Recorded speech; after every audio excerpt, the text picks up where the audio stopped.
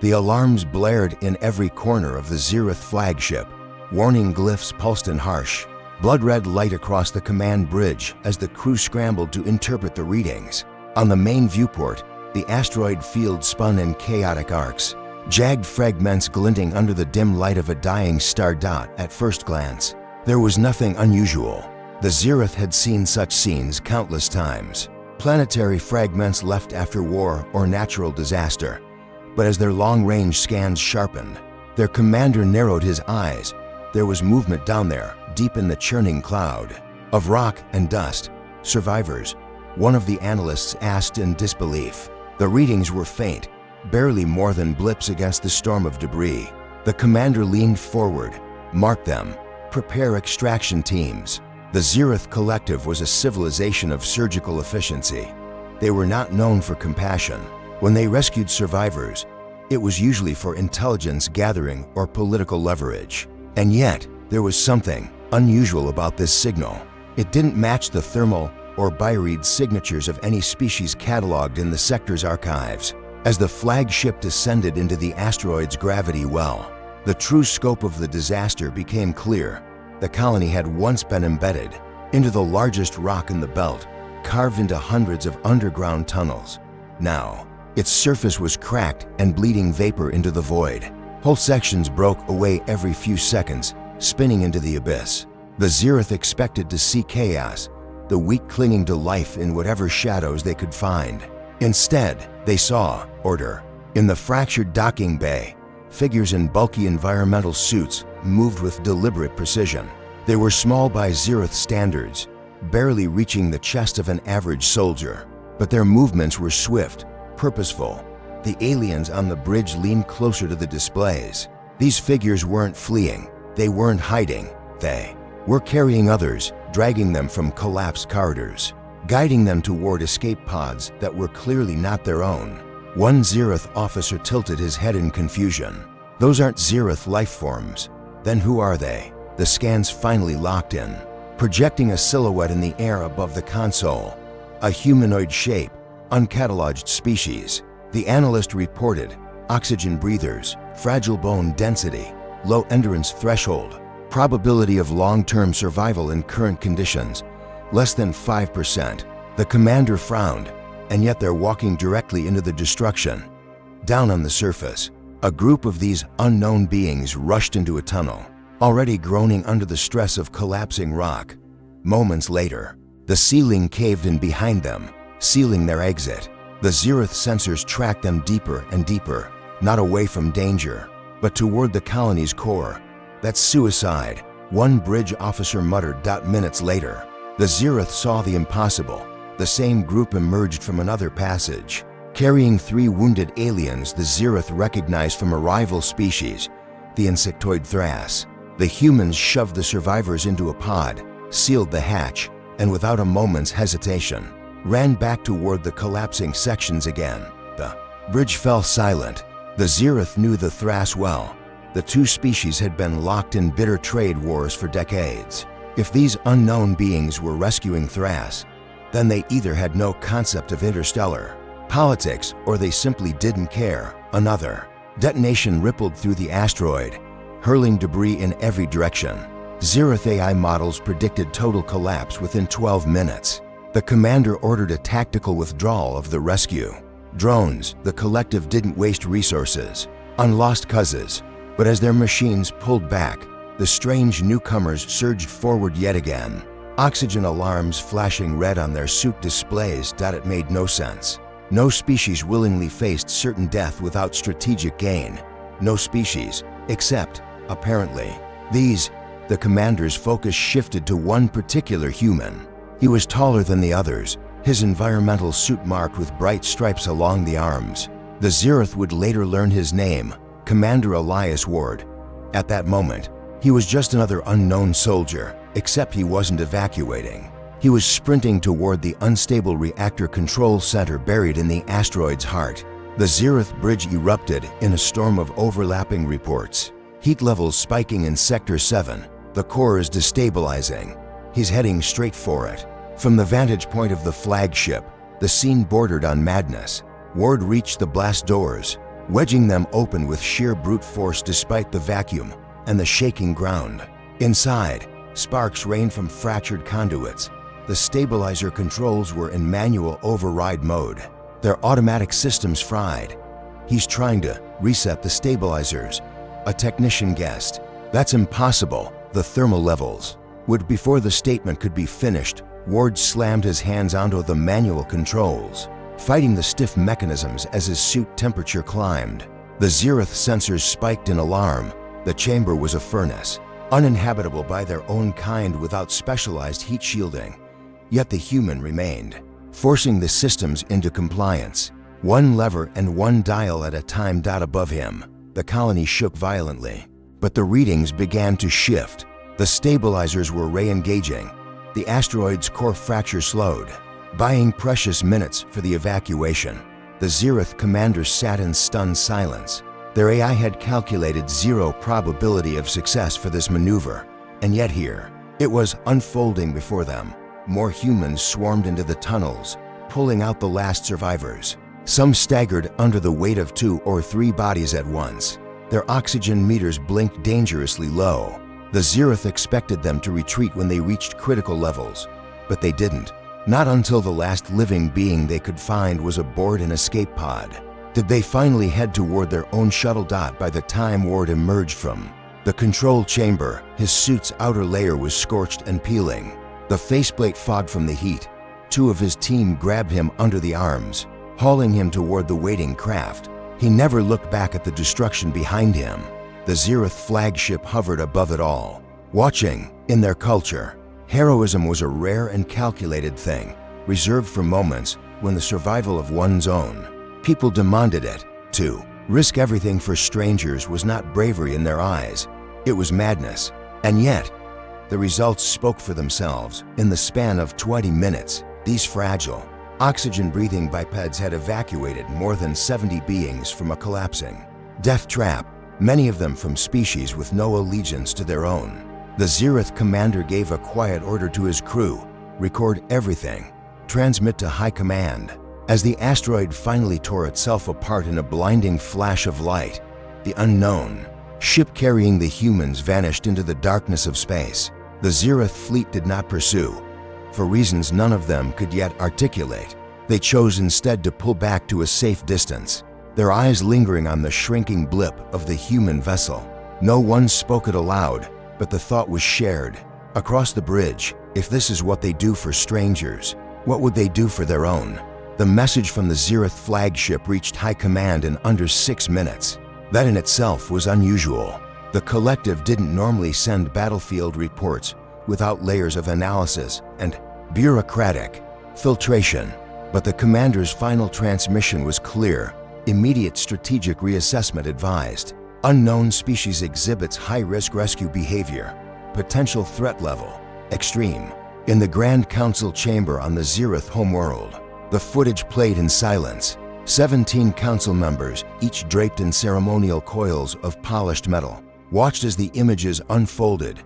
There was Commander Elias Ward, wrestling with the manual controls as fire licked around him.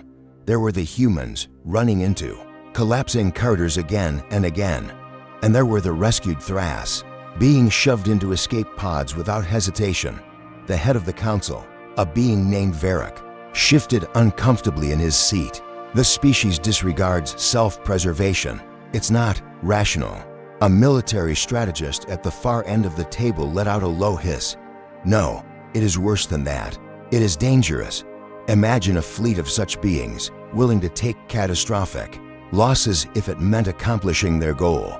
The footage shifted to the moment that made the entire room go still. Ward's stabilizer override.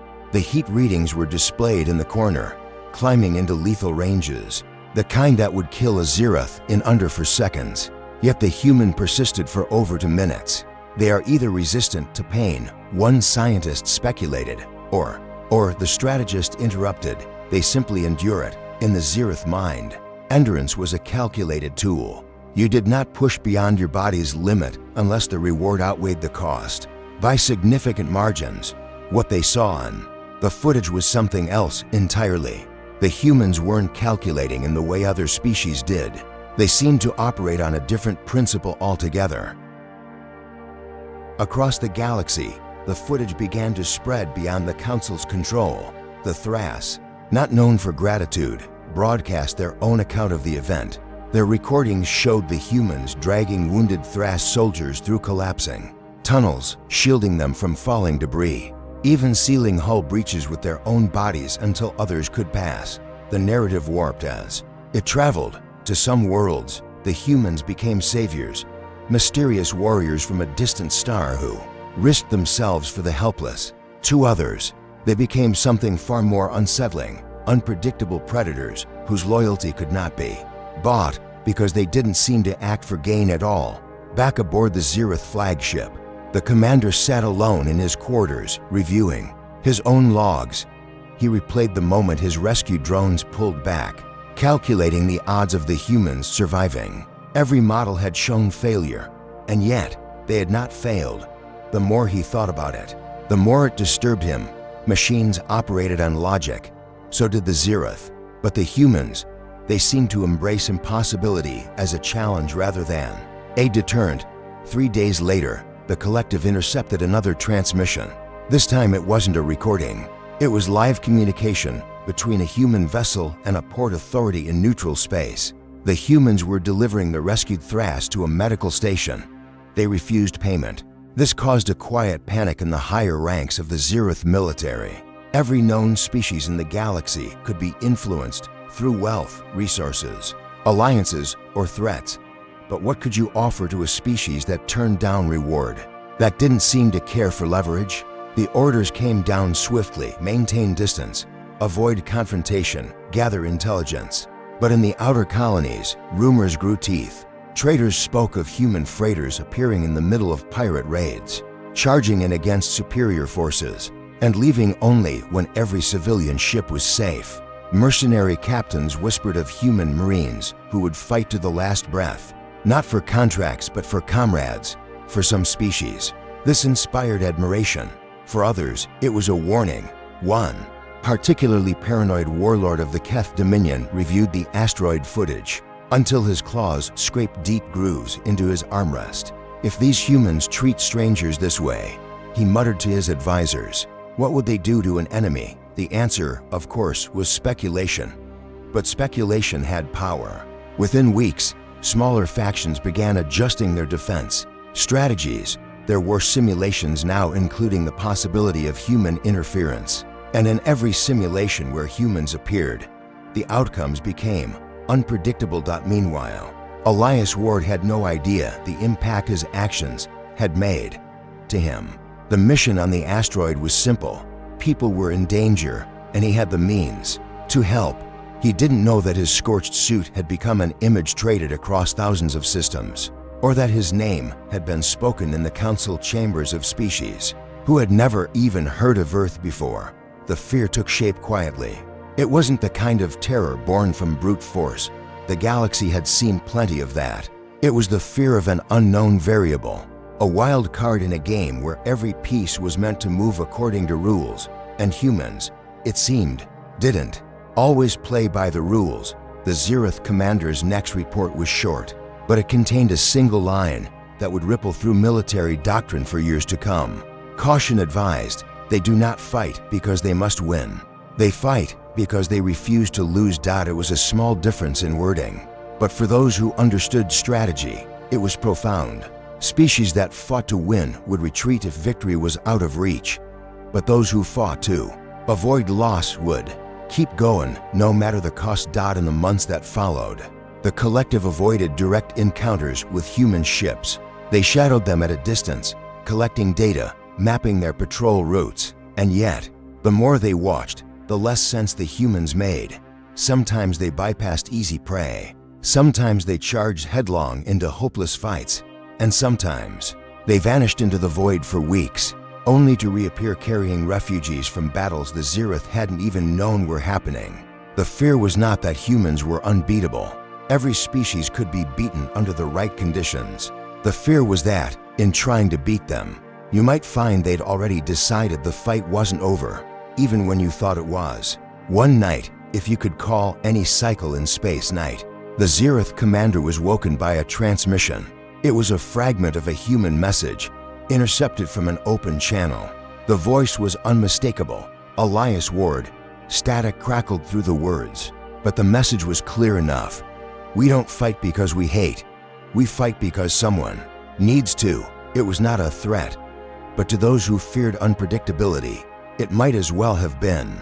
In the grand strategy halls of the galaxy, new contingency plans were drafted. Fleet commanders were instructed, if humans enter the field, expect variables outside projected models.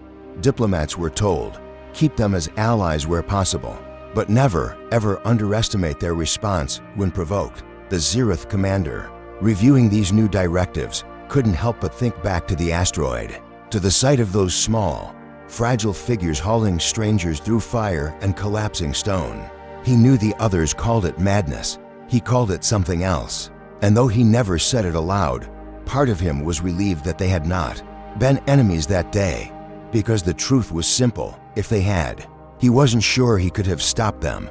The asteroid incident might have been forgotten, buried under the constant churn of galactic conflict, if not for the Thras broadcast. They released it without warning. No political context, no demand for repayment, no negotiation. Just raw, unedited footage from their perspective. The thunder of collapsing tunnels, the glow of molten rock through fractured walls, and the sight of humans dragging injured Thras soldiers to safety. In one clip, a Thras warrior, half conscious and bleeding, reached out a clawed limb as his human rescuer collapsed beside him. The human's oxygen gauge was flashing red, the alarm tone echoing through the chaos. Yet instead of sealing his own mask, he pulled it free and clamped it over the alien's breathing valves. That image, a human giving away his last breath to save an enemy, burned itself into the galactic memory. The story spread in waves, first among the neutral systems, then through the trade networks, and finally into the heart of every major power. Each retelling bent the truth slightly, as stories always do in some versions. The humans had fought through entire battalions of enemy drones. In others, they had dived into the planet's molten core itself. The details didn't matter. The core truth remained. They had risked everything for people they didn't know, and had nothing to gain from saving. The galaxy didn't quite know how to process that. For the Murin Confederacy, it was a revelation. Their species valued loyalty above all else, but loyalty had always been limited to one's own people. The idea that loyalty could be extended to strangers seemed absurd. Yet here was proof that it could be done, and done without hesitation. For the Keth Dominion, it was a nightmare. They had built their empire on fear, on the belief that every being could be broken or bought. But if humans couldn't be motivated by profit or intimidated by loss, how could you control them? Even the silent archivists of Orpha, who rarely spoke to outsiders, began quietly collecting every scrap of data about humanity they could find. For them, it wasn't fear or admiration, it was curiosity.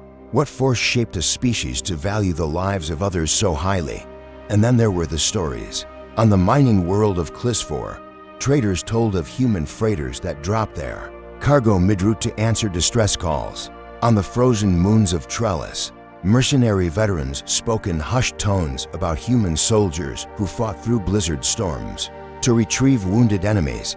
In the pirate ports of the outskirts, the tales grew darker, humans boarding raider vessels with no regard for numbers, clearing decks room by room until not a single prisoner was left behind. Some believed these stories completely, others dismissed them as propaganda, but the result was the same.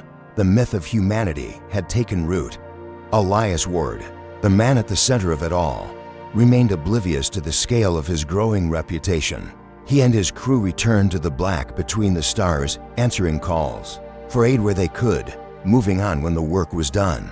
If Ward noticed the unusual way station guards stood straighter when they saw a human uniform, or the way alien merchants gave small nods of respect when his crew passed, he didn't comment on it.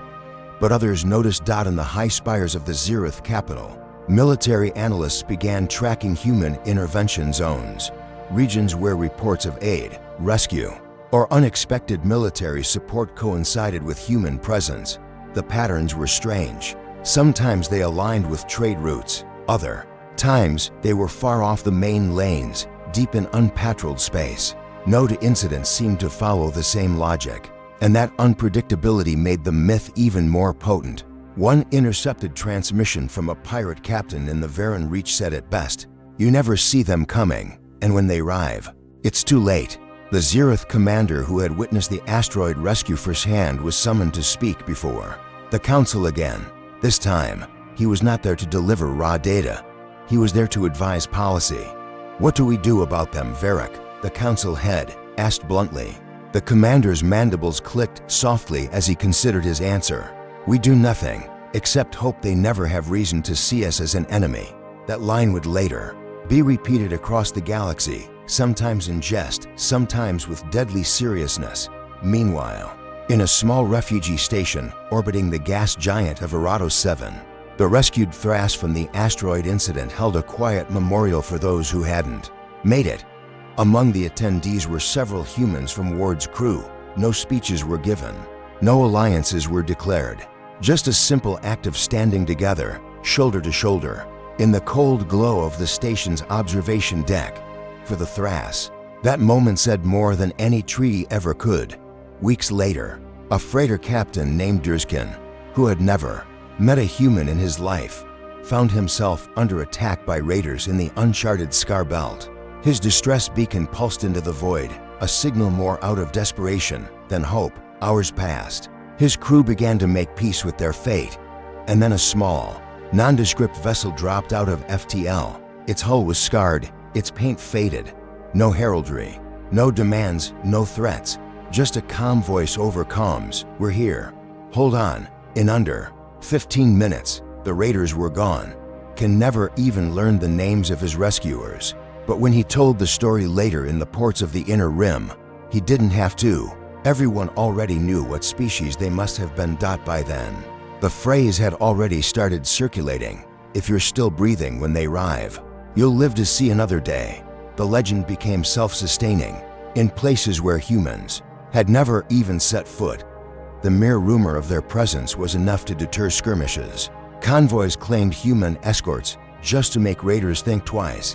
In some lawless sectors, it was said you could survive by bluffing that a human ship was on its way, and sometimes, by sheer coincidence, one actually was. The irony was that humanity's fleets were small compared to the great powers. They had neither the numbers nor the firepower to dominate the stars. But domination had never been their aim. They didn't need to be everywhere. They just needed the galaxy to believe they might be. Back on Earth, the governments barely noticed the shift in perception. Humanity's presence beyond the Sol system was still young. Its colonies scattered. Officially, there was no grand strategy of intimidation or myth-making. But unofficially, the actions of people like Elias Ward had done more to alter the galactic balance than any formal alliance could. In quiet moments, Ward himself would sometimes think back to the asteroid, not as a victory, but as a day like any other, one where the choice to act had been obvious. He didn't know, and perhaps wouldn't have cared, that somewhere in the Keth Dominion, warlords were now rewriting their battle doctrines with one primary clause: engagement with human forces is to be avoided unless overwhelming advantage is certain. The galaxy had seen many powerful species rise and fall, but power, in the traditional sense, was predictable. You could measure it in fleets, armies, and territory. Humanity's strength was something else, a kind of stubborn, irrational resolve that refused to calculate defeat, even when defeat was certain. And for some, that was the most terrifying power of all. The legend would only grow in the years to come. Some versions would turn humans into demigods, unstoppable and immortal. Others would paint them as fanatics, incapable of surrender. But under every exaggeration lay the same truth. When humans arrived, they brought chaos to the careful equations of galactic conflict. For the countless civilizations spread among the stars, one lesson became clear: you could outgun them, outnumber them, even outthink them. But you could never be certain when they'd decide that the fight wasn't over. And once they made that decision, you'd have to ask yourself the question whispered across ports, councils, and battlefields alike, a question no one ever wanted to answer. What would they do if it was their own they were protecting? Some say the galaxy is ruled by the strongest fleets, the largest armies, the most advanced weapons. But those who've seen humanity in action know better. Power can be measured, fear can be calculated, but resolve? That's a wild card you can't program into your battle plans. And when that wild card belongs to a species willing to walk through fire for strangers, every empire sleeps a little less soundly at night. Because if this is what humans do for those they've never met, what would they do for the ones they call their own? If you enjoyed this story, make sure you're subscribed for more tales from the far edges of the galaxy, where humanity proves, time and again, why they're the species the universe will never forget. Thanks for watching.